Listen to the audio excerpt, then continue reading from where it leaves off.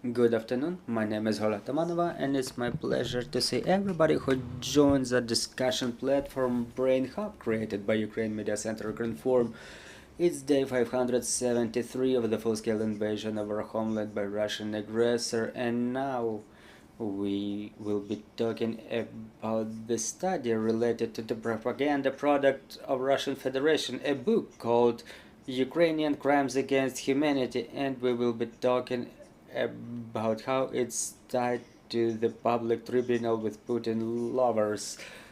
I want to introduce our speakers today. They are Alina Bondarchuk, head of the Information Collection and Monitoring Department for the Center of Countering Disinformation of the National Security and Defense Council of Ukraine.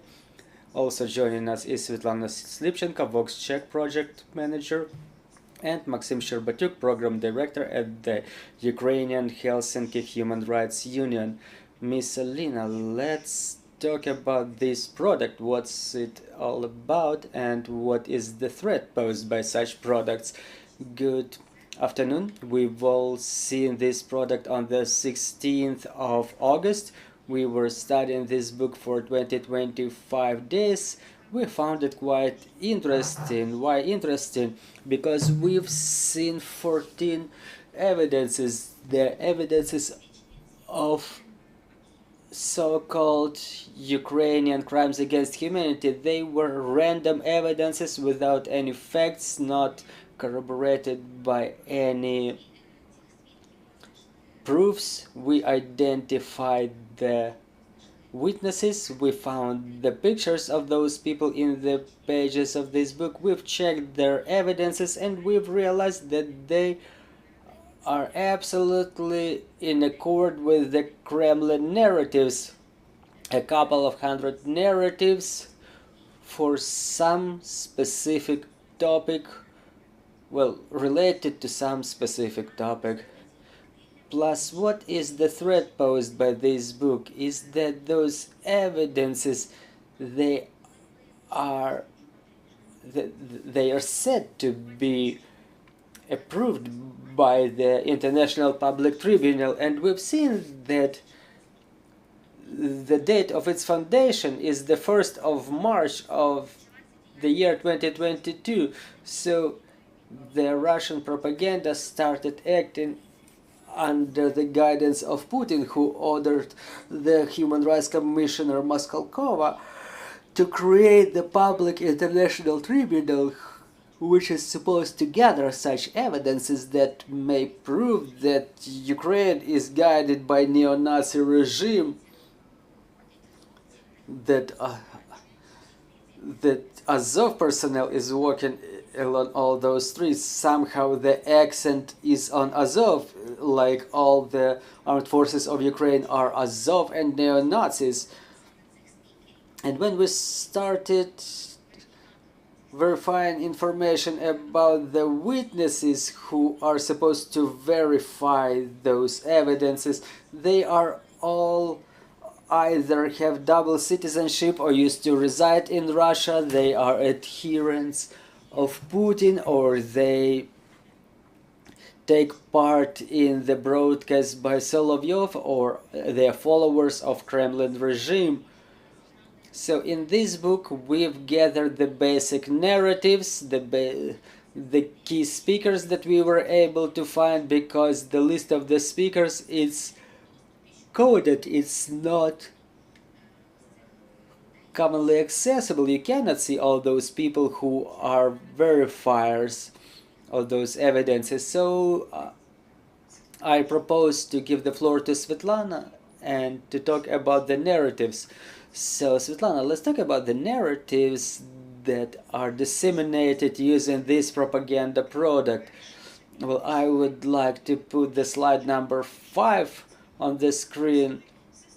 As if the armed forces were systemically assaulting the civilians starting from 2014, and there was a special threat for the women and children. It says that the snipers were killing women and children.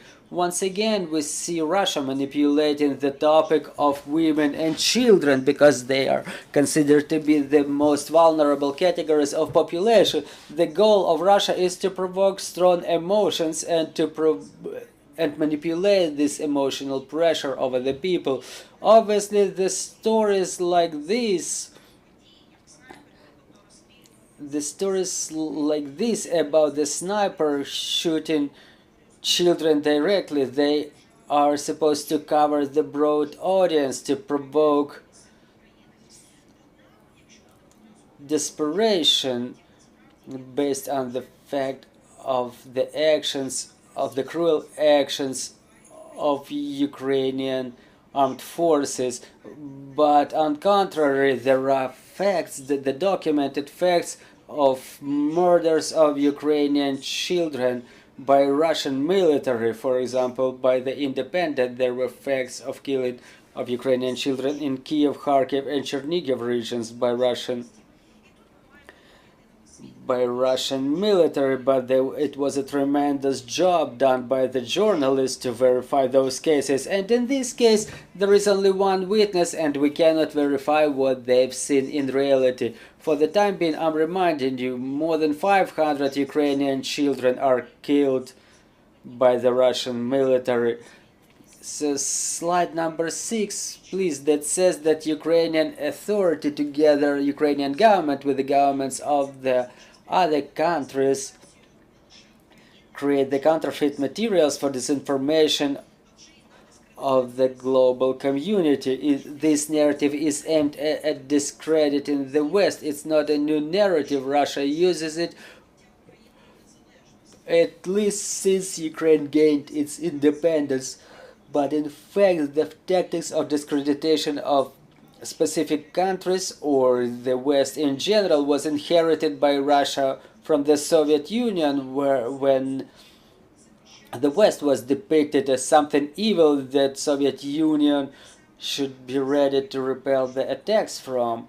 So for Russian audience, for Ukrainian audience, and even for some Western countries, they continue this narrative that the pro-Western movement is dangerous. And for Ukraine, specifically after year 2014, they use this narrative that the West only is of harm to Ukraine, and they only use Ukraine for their benefit.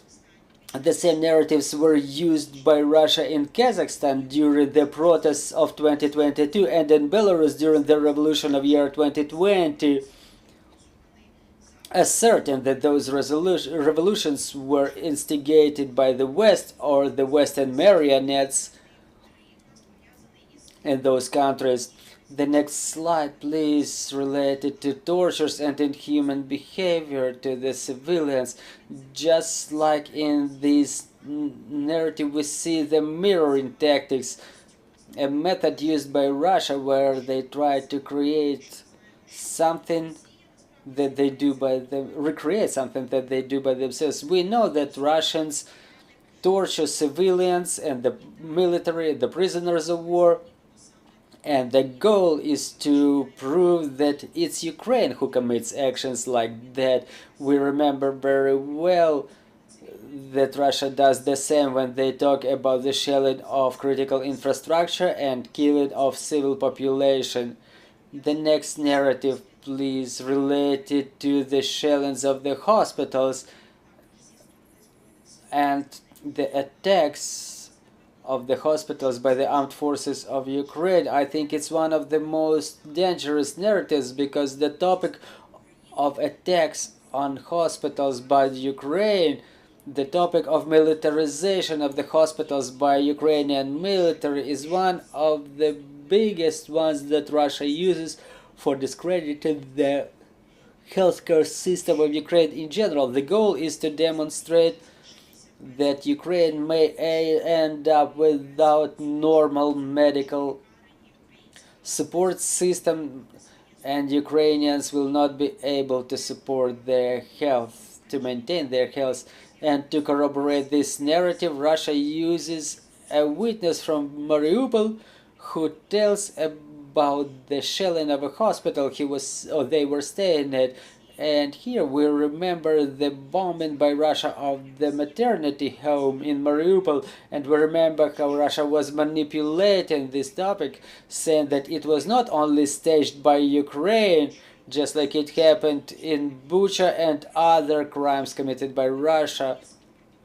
In case of bombarding the maternity home, Russia even created an interview with Mariana Vishamirska, one of the casualties. You may remember her being photographed by Associated Press, and her picture was used in a lot of media. So in an interview that the Russian military made with her, it was clear from her words that the maternity home was taken by the Ukrainian military. The armed forces were taking the food away from the pregnant women. There was no air assault because there were no operation of aircraft engines in the air. So they were trying to prove it was staged by Ukraine. But when we were studying this interview, we understand that many phrases were taken out from the context, and the interview did not prove that the bombarding was staged and it was done by Ukraine. And eventually we do not understand whether that interview, just like many other similar evidences collected by Russia, whether it was not recorded under pressure with the barrels of the guns aimed at the person being interviewed. So the next narrative, number 5, please, about Ukrainian armed forces mining the cities and villages, pillaging the homes of Ukrainians. Here is the mirroring tactics again about the marauder. We remember a lot of stories about the marauder of Russian forces in Kiev region, for example, last year. And the last narrative, please, about the armed forces of Ukraine shelling the places of mass concentration of civilians in Donetsk and Luhansk regions. Russia uses this narrative at least starting from the year 2014. They use it very actively, and we may say that it may have been the key narrative to substantiate that the population of Ukraine in the east requires protection by Russia against the Ukrainian armed forces. This narrative is even more active within the last year and a half of the full-scale invasion, and they extrapolate this narrative over the newly occupied territories of Ukraine. Here, the Russia as if documents and as if proves that it was done by the armed forces of Ukraine. But further on, as the war continues, the statements like this will continue emerging. With the support of Russian propagandists, they will be circulating not only in Russian media, but they will also seep to foreign media to create the impression that the situation is ambiguous. And we should remember that all those narratives are just aimed at contamination of the media space. For Russia, for example, it's not contamination, is their normal practice, it's zombification of their population. And for Ukrainians, specifically in temporarily occupied territories, is the attempt of influence over the conscience of people, the attempt to convince them that Russia is there forever and they will continue protecting somebody against something. And for the West, it's the biggest threat because it's contamination, it's littering of the media space, and it's attempt to ban those hesitating to the side of Russia and to influence the foreign audience. Russia says that they created the International Public Tribunal. So here we're coming to the fact that there is something not only inside of Russia, but something on a global level. So what tribunal is it? Does it really exist? How does it operate? I would like to give the floor to Alina to tell about that. So what is the tribunal? Let's talk about it. Why can it be of threat and to whom? Well, talking about the International Public Tribunal that was presented by Maxim Grigoriev, the member of the Chamber of Russian Federation. And what is the threat of this tribunal. Talking about the global nature and the experts, I would like to put the page 13 of the presentation, and we will talk about the tribunal itself. From the global level, for what I understand, only those may be involved who have some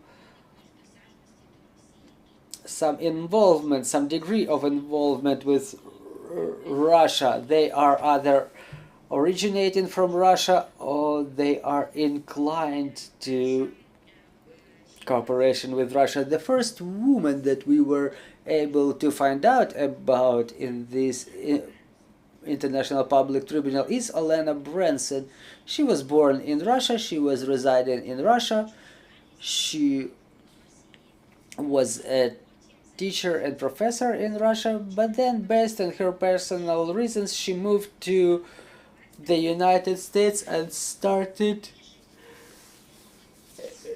very intense activity there aimed at bringing the American youth closer to the youth in Russia. She had special galas there called the Youth for the Russia, and the presentation of works of Shostakovich, and according to the criminal case initiated by the Manhattan court in relation to Miss Alina, she was performing collaborationist and undermining activity, telling the youth of the United States that they are supposed to love Russia and what the Russian world is. And her colleague, his name is Igor Baboshkin, who worked with her in the Russian Center in New York, that before the advent of Alina to that center, there were no talks there about the politics.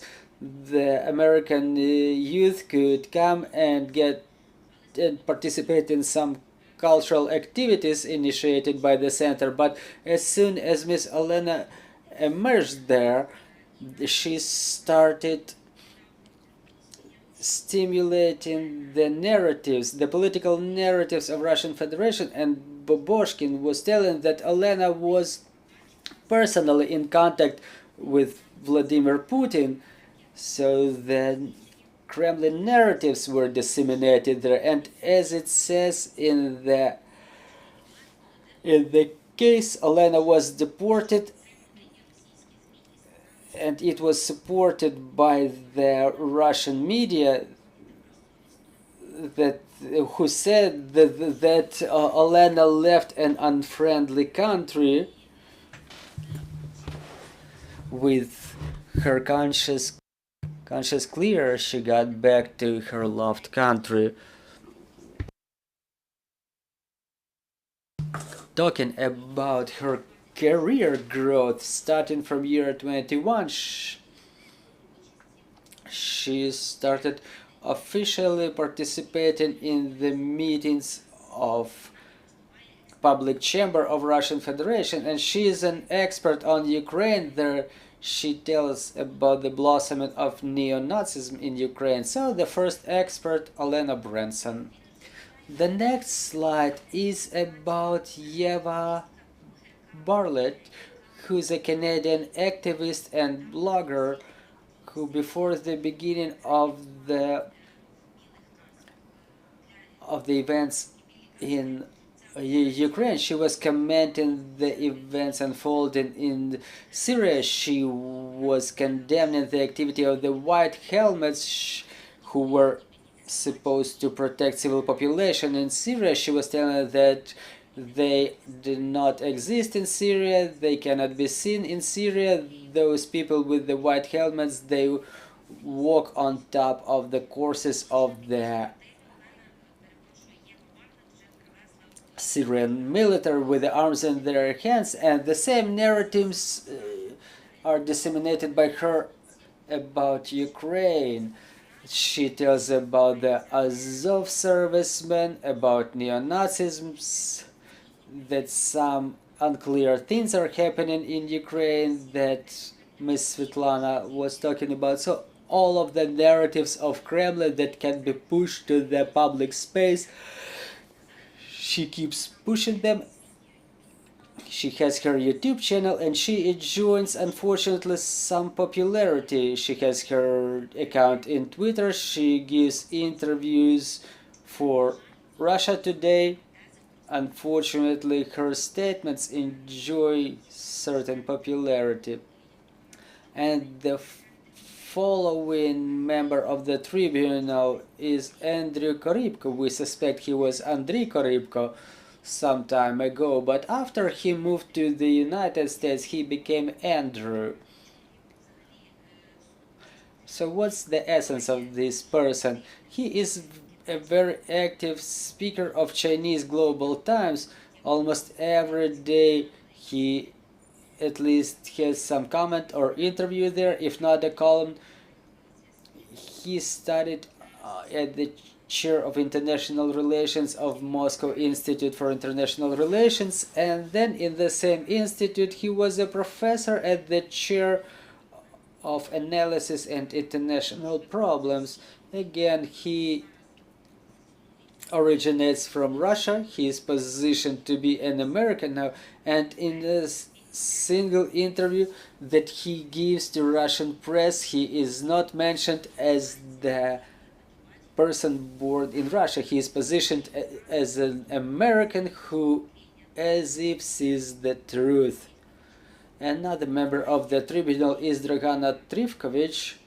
According to our opinion, in our opinion, she is one of the most dangerous speakers of the tribunal because she is very active in political activity in Serbia, and she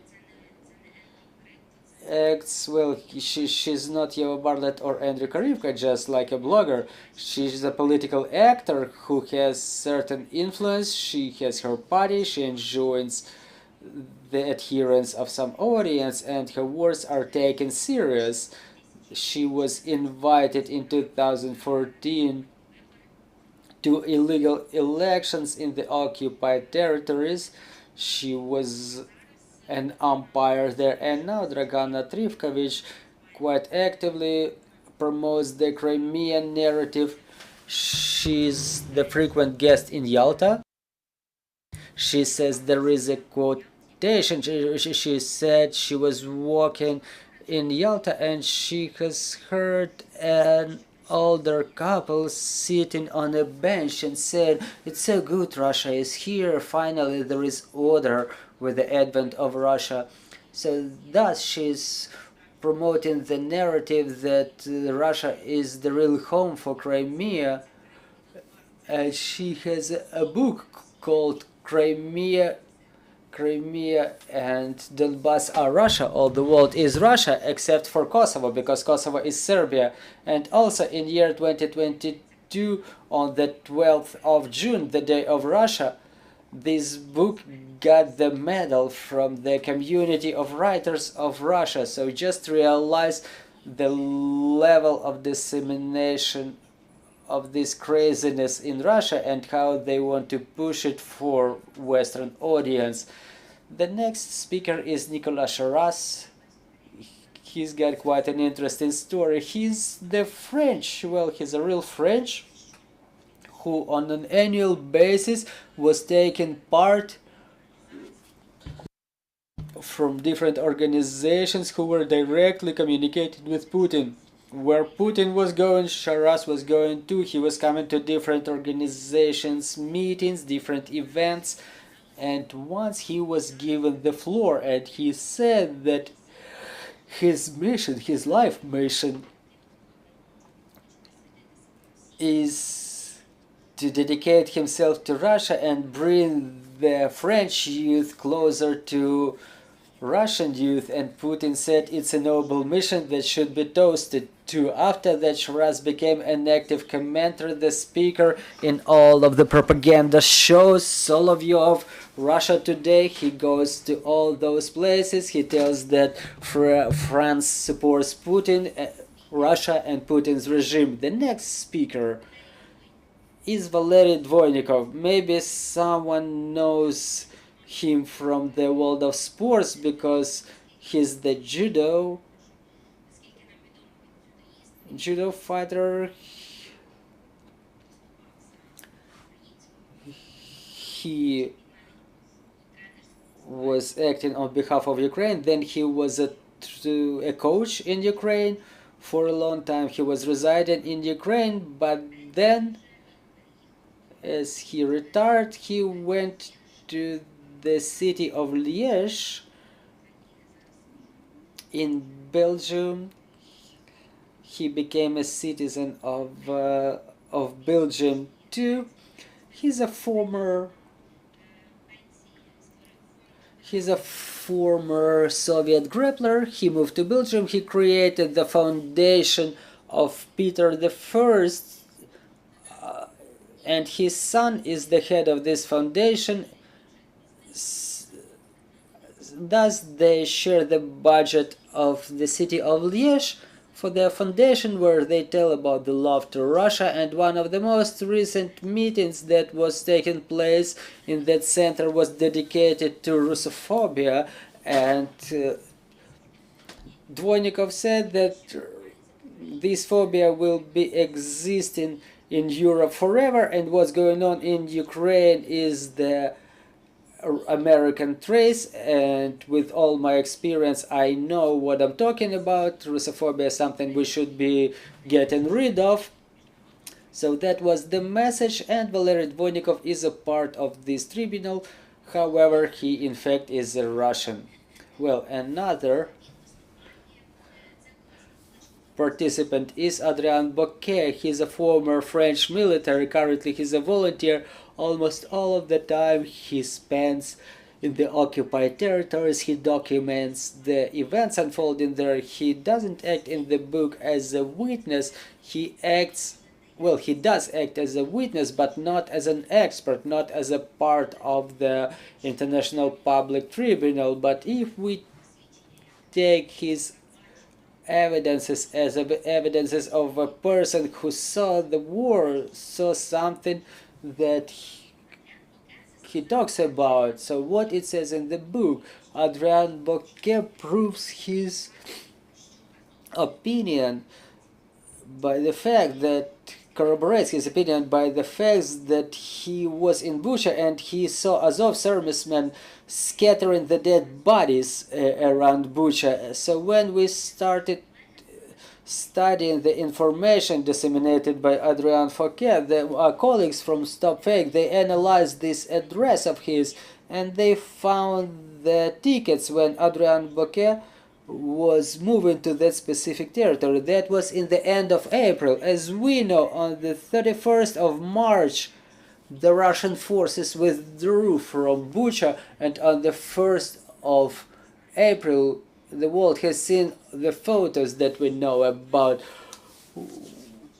Well, Adrien Bocquet was in Bucha on the 28th of April, and he saw Azov servicemen carrying the dead bodies around Bucha, so he'd seen it 28 days after the withdrawal of Russian forces, which means that he hasn't been there, he doesn't know what he talks about, and he'd seen nothing.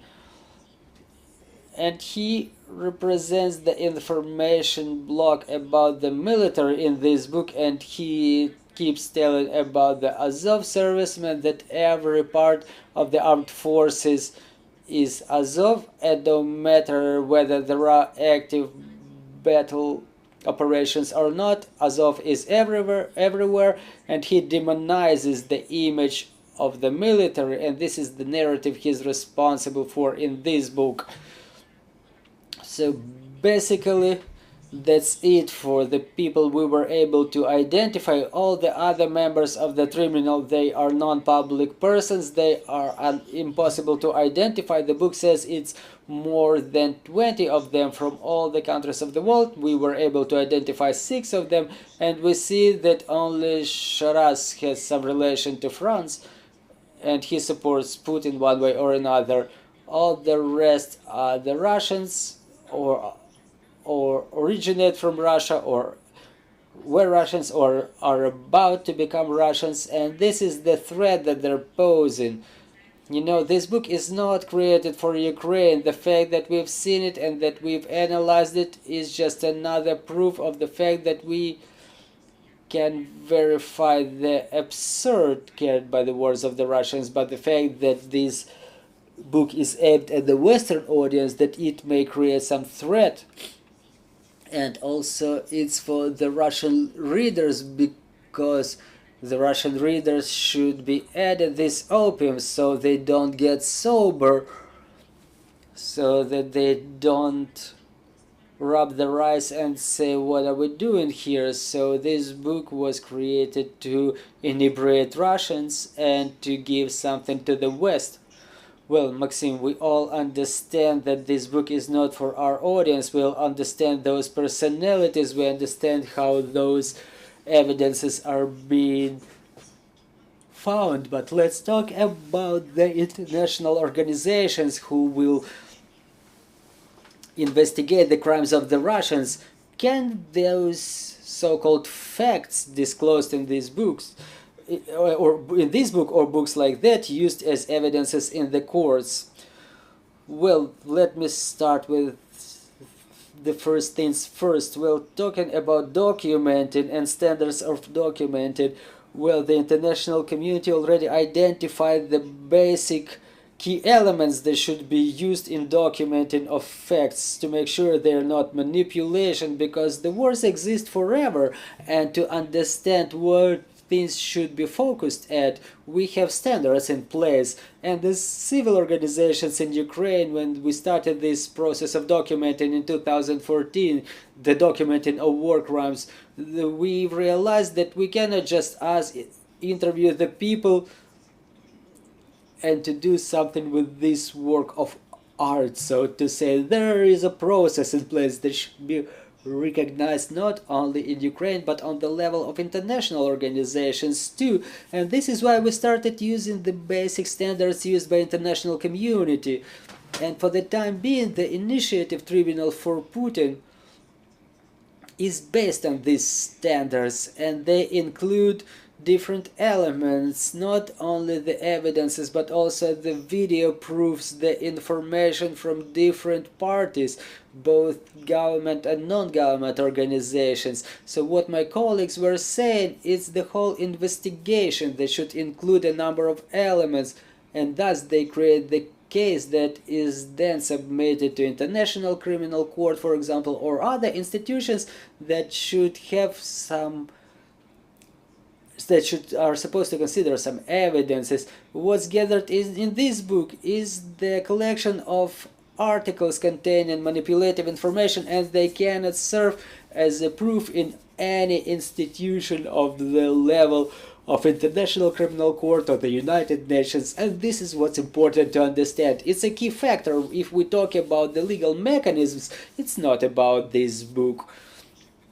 It's a whole different approach, is the whole different organization of process, and respectively different goals set by the goals of this different goals set by the authors of this book to achieve their goals in this area. Another aspect I would like to mention: what is the threat posed by this book? Because as I said, in the legal sense, there's a very little chance it may influence international institutions, because it's just trash.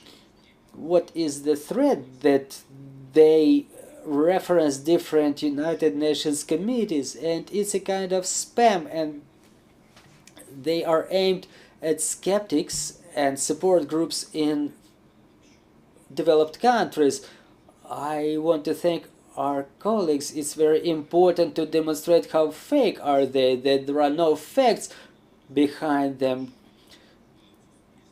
to make sure that those societies who support Ukraine, that this book is fake. Because when we come to a meeting of a United Nations committee and then a material like this emerges, it's important to have some information on our part to debunk it, to make sure that we communicate to them that it's not true. But when Russian Federation or other countries who, so to say, really reflect their position, we need to, even if it's an obvious fake, we need to have a position on contrary. And the risk is that if we don't do that, those skeptics, or those who in fact don't really care a lot about Ukraine, the number of them will increase and their importance will grow, and they may influence international organizations that will start asking Ukraine different questions that are not based on facts, and they will reference something they have access to in Ukraine and they don't have access to in occupied territories, and there is a trouble that the information may be distorted in this case when you have something on one part and you have nothing on the other part. And what I want to focus everyone's attention is that we should debunk things like this. This information is not legally substantiated, and it's important to understand. I want to thank my colleagues for talking about this, for mentioning this information. It's important for a joint victory to bring to liability the perpetrators. So it's safe to say that the target audience of this propaganda product is, first of all,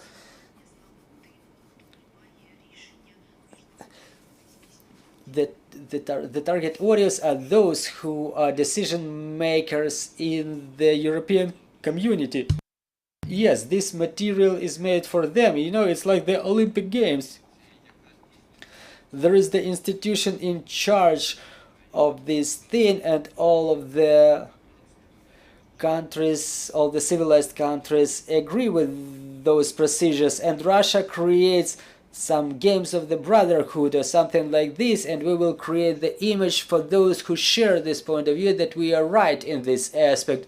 You know, it's a little bit of schizophrenia because it's about something else. Well, you mentioned the authors. I would like our technical team to put slide number 4 because I've paid attention to the authors too.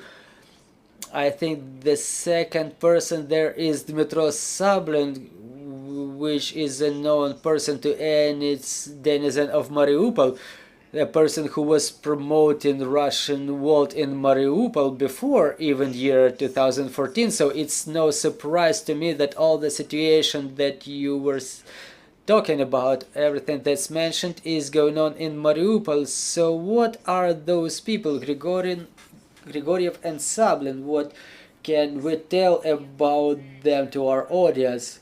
Maxim Grigoriev is the member of Senate of Russian Federation. He is very closely related to Moskalkova. In fact, he is the performer, if we talk about the roles. So he's the performer, he is the hands, he is the mouth who puts all those things together. If we pay close attention to the cover, it says 22-23 there, so it's the description of events unfolding during those years. So the next year we expect to see the description of the events within the years 23-24. So there is the prolongation of this story planned. So talking about this book, there are things described from the year 2014. So it's a nonsense. They take a person and they ask them, like, can you remember what happened in 2014? For example, I cannot remember what happened yesterday, and this person says, well, back in 2014 I was walking to my mom's house and there was a Ukrainian sniper shooting at the kids. You know, this is the type of evidences they were gathering from 2014. And talking about Sablin, when we were studying the evidences for this book, maybe not all of them, but 80% of the events were unfolding in Mariupol. Yeah, by the way, he was born in Mariupol, but he is the deputy in Russia. He resides in Russia for a certain period. So I think everything is clear in this regard. Dear friends, if we have any questions on the floor, please join our conversation. Good afternoon, Natalia Molchanova, Ukrinform. So what is the print of this book? You mentioned the Serbian politician. Does she take part in dissemination of this product for the Western audience, at least in her country? And another question is to Ms. Alina. We've experienced the influence of Russian narratives. Can you emphasize something mostly popular for Ukraine, for example, now? Well, talking about the number of copies, Grigory, when he had address with the students of Moscow Institute of International Relations, he said that there will be millions and millions of copies printed. We will disseminate this book in all of our international representative offices. Our ambassadors are tasked to disseminate this book everywhere. And the goal of this book, as Grigoriev says, they will go to the International Criminal Court to make sure that the sanctions are imposed on Ukraine, that Zelensky is probably imprisoned. I don't know what are their sick fantasies, but talking about this scaling in their heads, that they see it as the ingenious mission, it's 100%. Well, talking about the narrative spread in Ukraine now that are aimed at Ukrainian consumer, Ukrainian audience, currently Russian propaganda has changed the tactics of the battle operations in the information space. If we talk about the information narratives related to Ukrainians, I would say that all of those narratives are based on the sensitive topics. All of the number of our personnel perished, then the strikes, there is investigation of Konstantinovka strikes, whether it was our missile or not. So everything that is related to sensitive topics, the information as it was like half a year ago, like a fake cover of magazine with Zelensky or the battle mosquitoes, they are gone. Everything only based on sensitive topics, everything related to Ukrainians. I can give the floor to Ms. Svetlana, who can tell you in more profound details what's going on. They're doing the fact checking on a daily, on a minute basis. Well, talking about Konstantinovka, Russian publics have already a lot of versions that it was something outgoing from our territory. So what's going on now? Well, from yesterday's night we were discussing it with our colleagues. This is the top topic, and the investigation of the journalists, the investigation of OSINT journalists, it gives different results. The debris of the missile cannot be seen. It cannot be clearly identified what happened, but Russia keeps pressing so much on this topic, throwing in so much versions, that we see the same story that was happening to other violent attacks on civil infrastructure. When there is such a number of versions thrown in, that normal people just get confused and saturated with, the people just remember one topic and then they forget about it, and the Russian propaganda generated this topic that it's the fault of Ukraine and the attack originated from Ukraine. That's about Konstantinovka. But talking about other manipulative topics, I agree that now there are less these absurd fakes. We don't see a lot of attention to black transplantology as there was in July or August. We see no news about the biolaboratories as it was in the beginning of the year. But we see a lot of narratives dedicated to mobilization, to what is due for Ukrainians in winter. Then the intensification of news on economy, that we will make it to the end of the year and then there will be a collapse. Then there is the corruption topic intensified corruption and anti-corruption as a reform. We were mentioning the healthcare system, the incapability of the medical system, then intensification of narratives about the education sphere. The schools are not operating, teachers don't provide normal education. So now Russia has withdrawn from throwing in those funny fakes we were making fun of.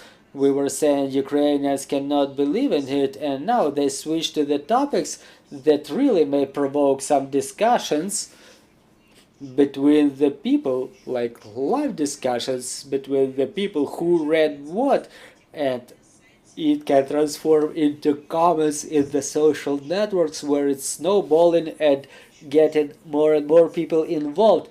So we may say that our enemy is adapting, and they're adapting quite quickly and masterfully, which means we have a lot of work to be done to debunk such information.